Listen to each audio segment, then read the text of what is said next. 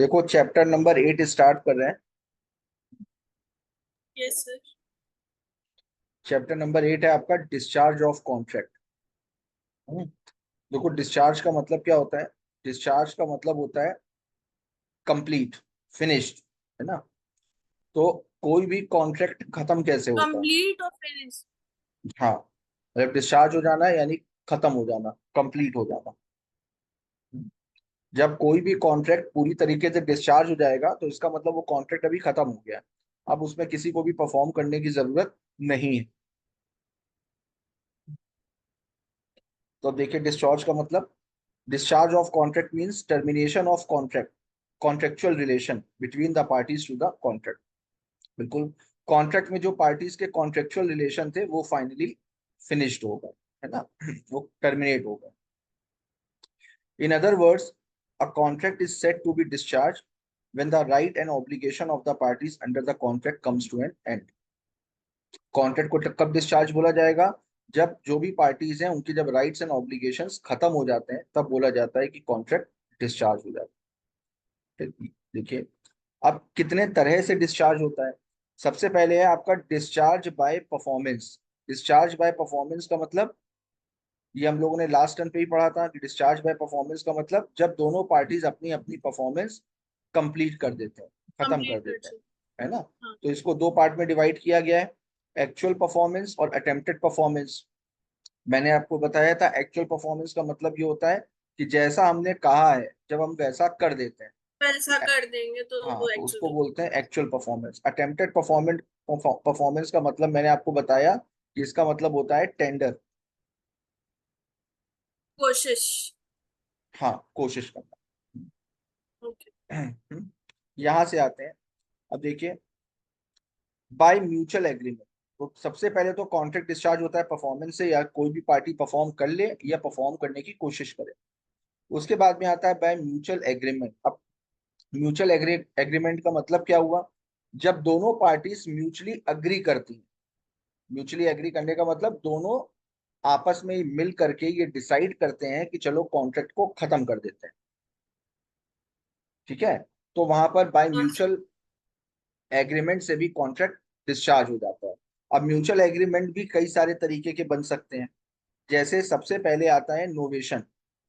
Novation का देखो मतलब क्या हुआ। नोवेशन का मतलब होता है, इस अगर आपके पास में नोट्स हो ना, फिजिकल कॉपी, तो नोवेशन की जगह पर लिख लीजिए आगे ब्रैकेट में, by making new contract. By making new contract.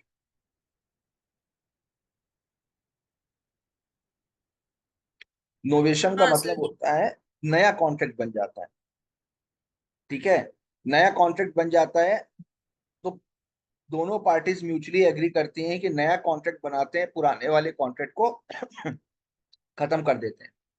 तो जब नया कॉन्ट्रैक्ट बन गया तो पुराने वाले कॉन्ट्रैक्ट को परफॉर्म करने की जरूरत नहीं होती। देखिए, novation means substitution of a new contract for the original one. The new contract may be between the same parties or different parties. Consideration for the new contract is discharge of original contract. बिल्कुल, जो नया contract हो रहा है वो same parties के बीच में भी हो सकता है या अलग अलग पार्टीज के बीच में भी हो सकता है। जैसे अगर मान लो कि मिस्टर ए ने मिस्टर बी को बोला कि हम आपको शुगर सप्लाई करेंगे। हम्म, अब एन वक्त पे मिस्टर ए के पास में शुगर अवेलेबल नहीं है, तो मिस्टर ए ने मिस्टर बी को बोला कि यार मेरे पास तो शुगर अवेलेबल नहीं है लेकिन मेरा एक फ्रेंड है सी, हम उससे बात कर लेते हैं, उससे शुगर दिलवा देते हैं। मिस्टर बी ने बोला कोई दिक्कत नहीं है, हमें तो शुगर से मतलब है, चाहे आप दिलाओ चाहे आप सी से बात कर लो। तो अब बी ने बोला कि ठीक है हम सी से ये खरीदने के लिए तैयार हैं। तो अब क्या हुआ, ए और बी के बीच का जो कॉन्ट्रैक्ट था वो तो खत्म हो गया। अब नया कॉन्ट्रैक्ट बनेगा सी और बी के बीच में। मेरी बात समझ में आ रही है? और बी। हाँ सर। है ना। तो वहां पर नया कॉन्ट्रैक्ट बनता है। नए कॉन्ट्रैक्ट में पार्टी सेम भी हो सकती हैं और डिफरेंट भी हो सकती हैं। अब देखो रिसेशन। रिसेशन का मतलब होता है कैंसिलेशन। रिसेशन का मतलब होता है कैंसिलेशन। कैंसिलेशन का मतलब जैसे, अगर बाई चांस जैसे मान लीजिए, जैसे होता नहीं है कि, जैसे अगर मान लीजिए कि अगर कोई भी पार्टी परफॉर्म नहीं कर पा रही है, ठीक है, तो उस केस में सामने वाली पार्टी ने बोला कि चलो अच्छा कोई बात नहीं, तुम परफॉर्म नहीं कर पा रहे हो, इस कॉन्ट्रैक्ट को यहीं पर ही खत्म कर दे। तो दोनों लोग एग्री कर रहे हैं कि कॉन्ट्रैक्ट को मिलकर के कैंसिल कर दो। होंगी सारी चीजें म्यूचुअल एग्रीमेंट के थ्रू, क्योंकि हेडिंग ही यही है, बाय म्यूचुअल एग्रीमेंट। तो इन सब जगह पर हाँ दोनों पार्टीज मिल करके ये डिसाइड करते हैं। तो देखिए, it means cancellation of all or some of the terms contract. It occurs by mutual agreement among the parties or by failure of one party to perform. A party whose consent was not free may also resign the contract. Rescission may be total or partial, where the parties mutually agree to cancel the contract. Clear? Yes sir. Next आता है alteration. Alteration का मतलब क्या होता है? Alteration का मतलब होता है टर्म्स और कंडीशंस चेंज हो। जैसे अगर मान लीजिए कोई पुराना कॉन्ट्रैक्ट था, तो पुराने कॉन्ट्रैक्ट की टर्म्स और कंडीशंस अलग होंगी। अब दोनों पार्टीज ने मिल करके डिसाइड किया है कि टर्म्स और कंडीशंस चेंज कर लेते हैं, ठीक। तो जो पुरानी वाली टर्म्स और कंडीशन होंगी वो खत्म हो जाएंगी, अब उनको फॉलो करने की या उनमें परफॉर्म करने की जरूरत नहीं होगी, ओके ठीक है। Sir. When the parties mutually agree to change certain terms of contract, it terminates the original contract. There is, however, no change in the parties. यहाँ पर पार्टीज चेंज नहीं होंगी, केवल टर्म्स और कंडीशन चेंज होगी, parties same रहेंगी। जबकि novation में क्या था? नोवेशन में पार्टीज चेंज हो सकती थी। रेमिशन, रेमिशन का मतलब क्या होता है? रेमिशन का मतलब होता है डिस्काउंट। हम्म जैसे अगर मान लीजिए कि हमने किसी को 50,000 रुपए दिए, ठीक। अब उसके पास में पैसे नहीं है, तो हमने उससे बोला कि अच्छा चलो ठीक है, तुम एक काम करो, 25,000 रुपए दे दो, 25,000 रुपए का हम तुम्हें डिस्काउंट दे देते। तो 25,000 रुपए हमने रेमिट कर दिए, छोड़ दिए। हम्म तो एक हम्म बार अगर मैंने पैसे छोड़ दिए, माफ कर दिए, तो उसके या डिस्काउंट कर दिया, तो उसके बाद हम दोबारा से वो पैसे क्लेम नहीं कर सकते। समझ में आया? ठीक है सर। हाँ सर। देखिए, it is the acceptance of lesser sum than what was contracted for, or a lesser fulfilment of the promise made. यानी लेसर फुलफिलमेंट का मतलब उसको कम फुलफिल किया है। There is however no change in the parties, यहाँ पर भी पार्टीज चेंज नहीं होती। नेक्स्ट आता है वेवर। वेवर का मतलब होता है गिव अप करना, छोड़ देना। ऊपर वाले में क्या था? हमने 50,000 का लोन दिया और 25,000 रुपए का डिस्काउंट दे दिया। वेवर का मतलब होता है गिव अप कर देना, छोड़ देना। यानी हमने किसी को 50,000 का लोन दिया, अब हमने वो लोन माफ कर दिया, छोड़ दिया। सामने वाले के पास में पैसे नहीं, हमें पता है वो नहीं दे पाएगा, तो हमने वेव कर दिया। जैसे होता नहीं है कि जैसे बारिश वगैरह नहीं होती है, तो गवर्नमेंट क्या करती है कि जो फार्मर्स के लोन वगैरह होते हैं वो माफ कर देती है।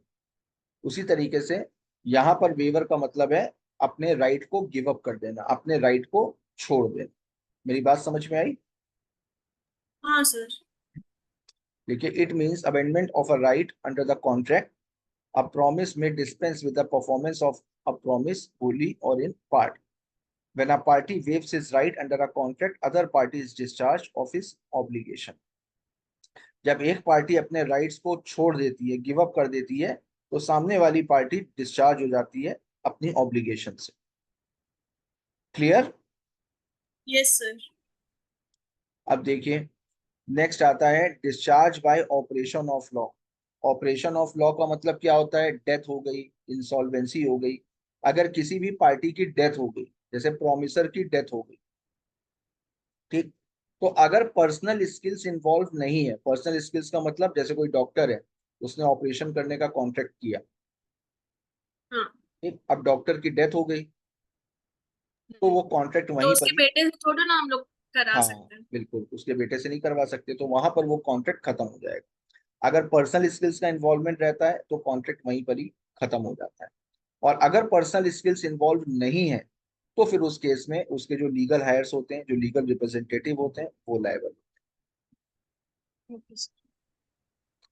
देखिए, death of the promiser result in termination of contract in the contract involving personal skills by insolvency। अगर कोई भी पर्सन इंसॉल्वेंट डिक्लेयर हो जाता है, तो उसके बाद उसकी सारी लाइबिलिटीज वहीं पर ही खत्म हो जाती है।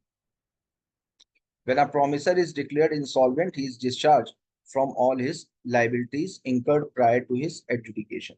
तो इंसॉल्वेंट डिक्लेयर होने से पहले की उसकी जितनी भी लाइबिलिटीज थी वो सारी की सारी लाइबिलिटीज खत्म हो जाती।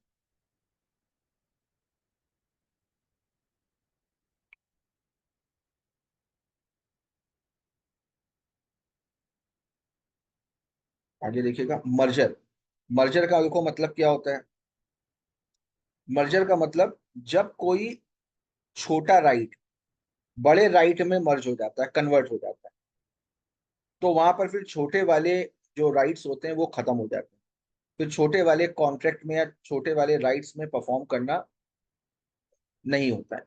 जैसे, या उसको इस तरीके से समझ सकते हो कि जब कोई एक छोटा कॉन्ट्रैक्ट एक बड़े कॉन्ट्रैक्ट में कन्वर्ट हो जाए तो जो छोटा वाला कॉन्ट्रैक्ट होता है वो डिस्चार्ज हो जाता है। जैसे अगर मान लो कि मिस्टर ए ने मिस्टर बी से एक प्रॉपर्टी रेंट पर ली, ठीक। अब कुछ समय के बाद में मिस्टर ए ने मिस्टर बी से वो प्रॉपर्टी खरीद ली, तो पहले उनके हम्म। बीच में क्या हुआ था, रेंट एग्रीमेंट। अभी इन्होंने जब प्रॉपर्टी खरीदी तो दोनों के बीच में रजिस्ट्रेशन हुआ होगा, रजिस्ट्री हुई होगी। तो रजिस्ट्री हाँ बड़ा डॉक्यूमेंट है ना। तो हाँ जो अब रेंट एग्रीमेंट, अब तो उन्होंने वो प्रॉपर्टी खरीद ली, तो क्या रेंट एग्रीमेंट में हाँ। परफॉर्म करना पड़ेगा? नहीं। नहीं, अब तो वो घर उनका हो गया है, अब तो वो घर के ओनर उनका हो गए, हाँ। है ना। तो हम्म। बस वही है कि जब छोटा राइट सुपीरियर राइट में कन्वर्ट हो जाता है ना। देखिए, हाँ sir. when an inferior right accruing to a party in a contract merge into superior right during to the same party, then the contract conferring inferior right is discharged. तो जिस contract में छोटा राइट होता है, inferior का मतलब smaller, छोटा right होता है, तो वो कॉन्ट्रैक्ट वहीं पर ही डिस्चार्ज हो जाता है। अब देखिए नेक्स्ट आता है अनऑथराइज्ड मटेरियल ऑल्ट्रेशन।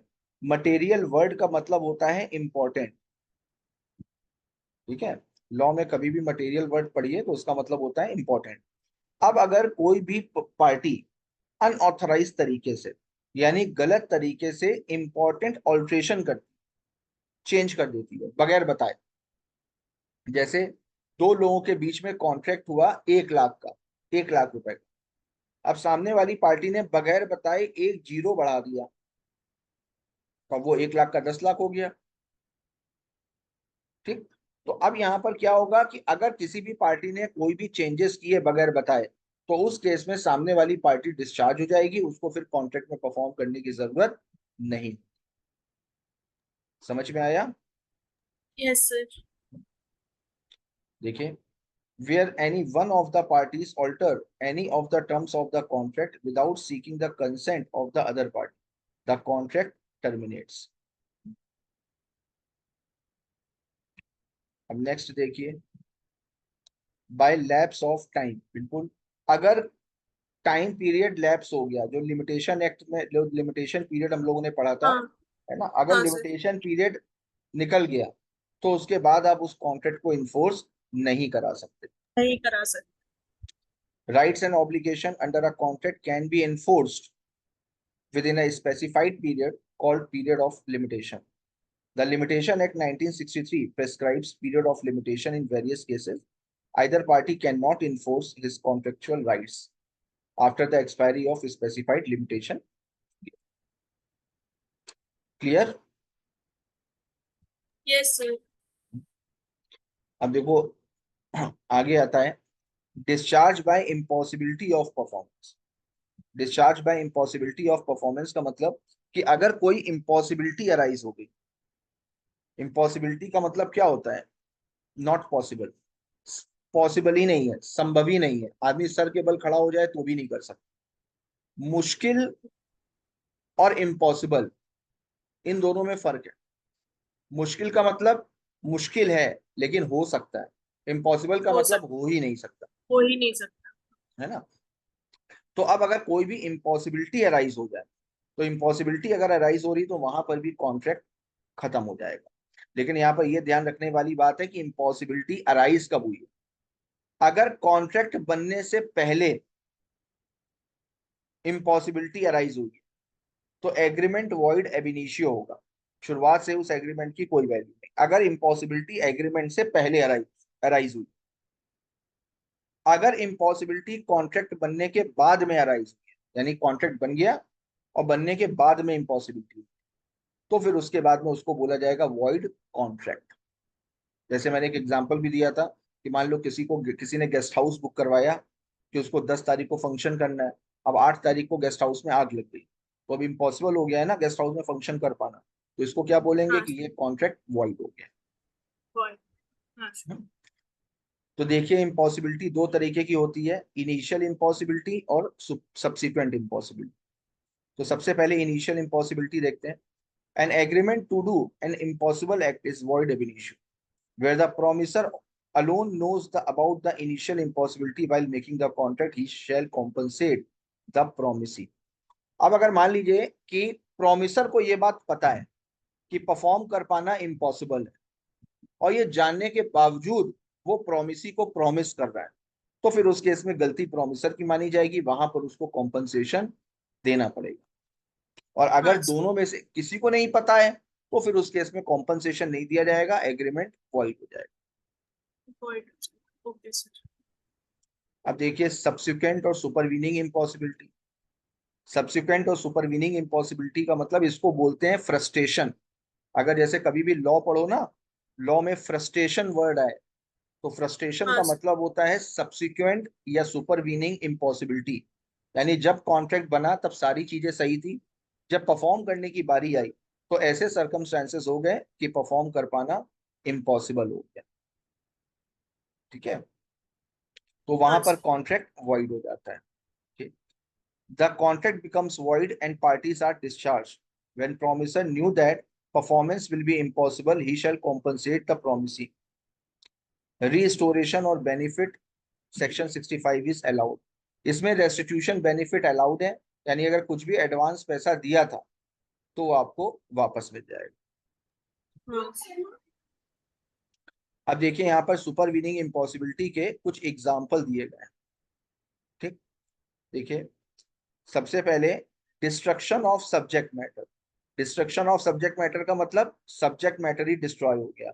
जैसे हमने गेस्ट हाउस वाला एग्जांपल दिया, गेस्ट हाउस जल गया, तो यानी जो गेस्ट हाउस था वो जब जल गया तो इसका मतलब क्या है कि सब्जेक्ट मैटर ही डिस्ट्रॉय हो गया। हाँ sir. Where the subject matter of the contract is destroyed for no fault of the promisor, यहाँ पर प्रोमिसर की गलती नहीं है, it amounts to supervening impossibility. Death और इनकैपेसिटी ऑफ पार्टीज। अब अगर पार्टी की डेथ हो गई है तो वहां पर भी परफॉर्म करना इम्पॉसिबल हो जाता है। देखिए when the performance of a contract depends upon personal skills of a party, contract stand discharge on the death or personal incapacity of that person.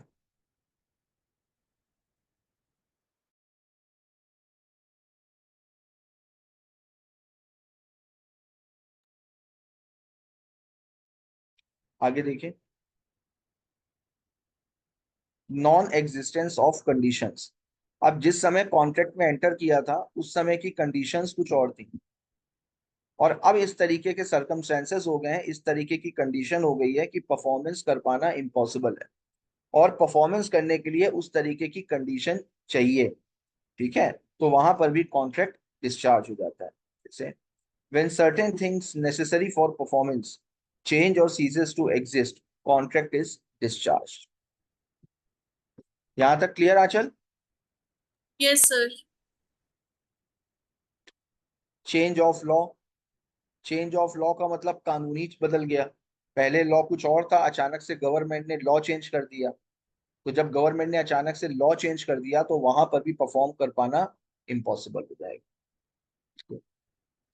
If the contract was lawful at the time of making it but becomes unlawful by reason of subsequent change in the law. जब contract बना था तब चीजें lawful थी, और अचानक से क्या हुआ, अचानक से गवर्नमेंट ने लॉ चेंज कर दिया जिस वजह से अभी चीजें इलीगल हो गई हैं, अनलॉफुल हो गई हैं, तो फिर वहां पर भी परफॉर्म करने की जरूरत नहीं। Declaration of war. अब अगर दो देशों के बीच में वॉर छिड़ जाती है, ठीक है, तो मान लीजिए एक आदमी रहता है इंडिया में, एक आदमी रहता है चाइना में, अब इंडिया और चाइना के बीच में वॉर हो गई, तो फिर वहां पर परफॉर्म करना impossible. When war is declared between two countries subsequent to the making of contract, it will amount to supervening impossible. Clear? Yes, sir. अब देखो आगे बता रहा है cases not covered by subsequent impossibility. अब ऐसे कौन कौन से केसेस हैं जिनको सब्सिक्वेंट या सुपरवीनिंग इम्पॉसिबिलिटी नहीं माना जाएगा? अगर नहीं माना जाएगा तो यहाँ पर कॉन्ट्रैक्ट डिस्चार्ज नहीं होगा, यहाँ पे परफॉर्मेंस करना पड़ेगा। जैसे डिफिकल्टी ऑफ परफॉर्मेंस, मैंने बताया ना इम्पॉसिबल और डिफिकल्टी इन दोनों में फर्क है। इम्पॉसिबल का मतलब हो ही नहीं सकता फर्क। और डिफिकल्टी का मतलब हाँ, मुश्किल मुश्किल। है। Contract is not discharged merely because its performance has become more difficult, more expensive than estimated at the time of entering into contract. अगर मान लीजिए ज्यादा कठिन हो गया है, ज्यादा महंगा हो गया है, तो फिर इसका मतलब ये नहीं कि आप परफॉर्म नहीं करेंगे। महंगा हो सस्ता हो कुछ भी हो, चाहे जितना डिफिकल्ट, आपको परफॉर्म करना पड़ेगा।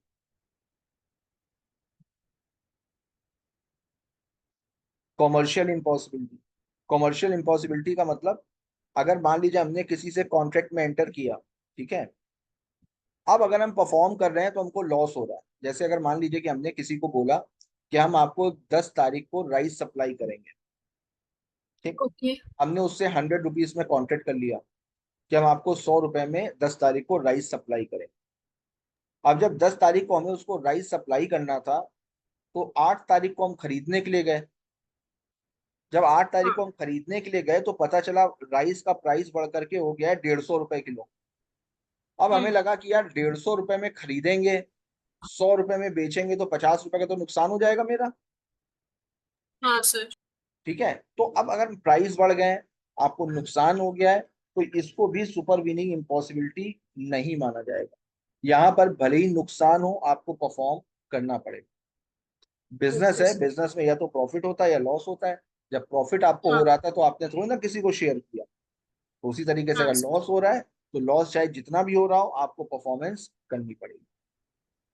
Okay sir. सर मतलब इसमें ये है, चाहे आपको प्रॉफिट हो चाहे लॉस, एनी हाउ आपको परफॉर्म करना ही है। ठीक। Commercial impossibility means that performance of contract will result in a loss to the promisor. It does not result in supervening impossibility. अब default of third party, default of third party का मतलब, अब जैसे मान लीजिए कि मैंने मिस्टर ए को बोला कि मैं तुम्हें 10 तारीख को 50,000 रुपए दूंगा। अब मुझे मिस्टर बी से 8 तारीख को 50,000 रुपए मिलने थे, तो मुझे लगा कि यार मिस्टर बी से 8 तारीख को लेंगे और अगले दिन हम मिस्टर ए को पैसे दे देंगे। अब मिस्टर बी ने डिफॉल्ट कर दिया, मिस्टर बी ने पैसे ही नहीं दिए, तो अब क्या मैं भी मिस्टर ए को नहीं दूंगा? नहीं, वहां पर भी मेरी ऑब्लिगेशन खत्म नहीं होगी। अगर थर्ड पार्टी ने कोई भी डिफॉल्ट किया है तो भी आपको परफॉर्म करना पड़ेगा। हाँ सर। देखिए, the promisor is not exonerated from liability if a third person on whose work promisor relied fails to perform. Strike, lockout, civil disturbance, अभी आपकी फैक्ट्री में स्ट्राइक हो गई है, लॉकआउट हो गया है, ये सब चीजें बहाने हैं।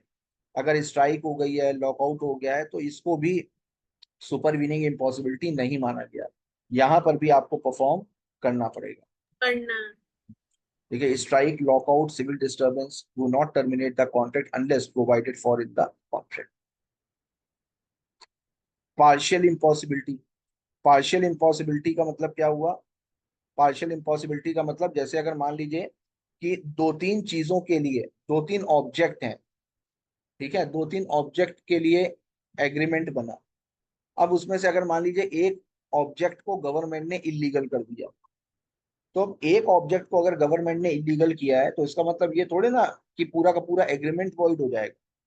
तो उस केस में क्या होगा, जिस चीज को इलीगल किया है वो उतना पोर्शन वॉइड हो जाएगा और जितना पोर्शन वैलिड है उतने पे परफॉर्मेंस करनी पड़ेगी। समझ में आया? चल, सर इसको एक बार एग्जांपल। जैसे अगर मान लो कि मैंने मिस्टर ए को बोला कि मैं आपको 10 तारीख को राइस भी सप्लाई करूंगा और साथ में शुगर भी सप्लाई करूंगा। ठीक। ठीक अब है। मान लीजिए कि 9 तारीख को गवर्नमेंट ने शुगर पे बैन लगा दिया। हम्म। तो अब शुगर पे बैन लगाया है, राइस पे थोड़ा ना बैन लगाया है। तो शुगर वाला हाँ। पोर्शन वॉइड हो जाएगा, राइस वाला पोर्शन सप्लाई करना पड़ेगा। ओके। ठीक है, देखिए partial impossibility, failure of one of the object does not terminate the contract. Clear. Yes sir.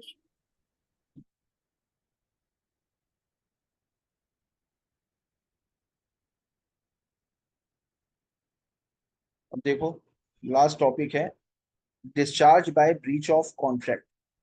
अब discharge by breach of contract यानी दोनों पार्टीज में से किसी ने भी अगर ब्रीच कर दिया, अपने प्रॉमिस को तोड़ दिया, तो भी वहां पर सामने वाली पार्टी की ऑब्लिगेशन खत्म हो जाती है। जैसे एक पार्टी ने परफॉर्म नहीं किया, तो फिर उस केस में सामने वाली पार्टी को भी परफॉर्म करने की जरूरत नहीं है।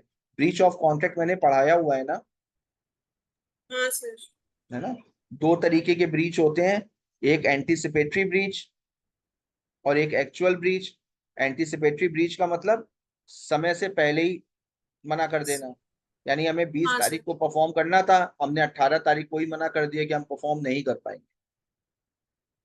और एक्चुअल ब्रीच का मतलब जिस डेट में परफॉर्म करना था उसी डेट में मना किया। एक बार इसको चाहो तो आंचल खुद से पढ़ो, अभी देखो समझ में आ रहा है। सर एक्चुअल में क्या था? एक्चुअल में जिस डेट में परफॉर्म करना था, अगर 20 तारीख को परफॉर्म करना था और 20 तारीख को हमने हाँ। मना कर दिया कि हम परफॉर्म नहीं कर पाएंगे, तो उसको बोला ओके। जाएगा एक्चुअल ब्रीच। एंटीसिपेटरी का मतलब एडवांस में, पहले से ही मना कर देना।